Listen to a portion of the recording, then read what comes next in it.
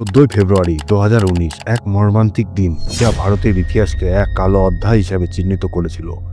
জম্মু কাশ্মীরের পুলওয়ামা ভারতের আধা সামরিক বাহিনী সিআরপিএফ এর কনভয়ের উপর আত্মঘাতী বোমা হামলা চালানো হয়। কিন্তু কেন এই হামলা হলো, কিভাবে হলো এবং এর পিছনে কারা ছিল, আজ আমরা জানব। এই ঘটনার প্রত্যেকটি দিক এবং বিশ্লেষণ করব এই ভিডিওতে।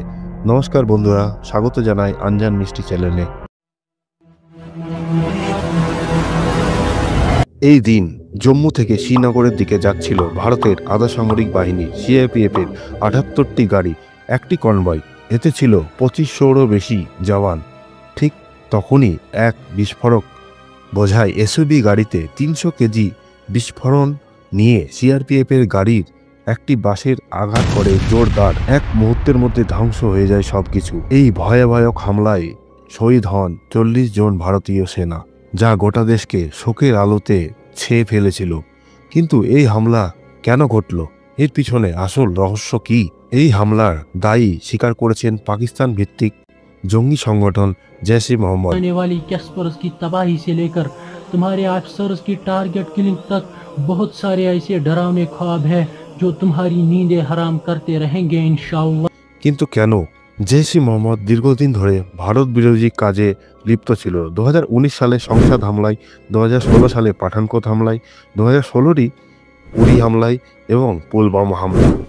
এসব হামলার মূল উদ্দেশ্য ছিল ভারতের স্থিতিশীলতাকে ব্যস্ত রাখা এবং হামলার উদ্দেশ্য ছিল ভারতের সেনাবাহিনীর মনোবলকে দুর্বল করে দেওয়া, ভারতকে ভেতর থেকে অস্থির করে দেওয়া এবং কাশ্মীর ইস্যুটাকে আন্তর্জাতিক মঞ্চে নিয়ে আসা। বুঝতে পারছেন তো আপনারা দর্শক বন্ধু, তাদের মাইন্ডসেট কি ছিল? এই হামলাটি পরিচালনা করেছিল একজন আত্মঘাতী জঙ্গি, যার নাম ছিল আদিল আহমেদ দার। কাশ্মীরের এক তরুণ যে জैश-ए মোহাম্মদের সদস্য ছিল। তদন্তে জানা যায় যে সে আগে থেকেই ভারত বাহিনীর রেডারে ছিল। কিন্তু কিভাবে সে এত বড় হামলা চালাতে পারল? এই ঘটনার পর ভারতের জনগণ ক্ষোভে ফেটে পড়ে। 26শে ফেব্রুয়ারি ভারতের বিমান বাহিনী পাকিস্তানের বালাকোট বিমান হামলা চালায়, যেখানে জैश-ए মোহাম্মদের প্রশিক্ষণ শিবির উড়িয়ে দেওয়া হয়। পুলওয়ামা হামলার প্রতিশোধ নিতে ভারতের যে বালাকোট স্ট্রাইক চালিয়েছিল তা এক বিরল সিদ্ধান্ত। এটি ভারতের প্রতিরক্ষা নীতির পরিবর্তন ইঙ্গিত দেয়। এই হামলার পর ভারত তার নিরাপত্তা ব্যবস্থাকে আরও কঠোর করেছে। জঙ্গিদের বিরুদ্ধে অভিযান চালানো হচ্ছে, কিন্তু প্রশ্ন থেকে যায়, আমরা কি সত্যিই নিরাপদ?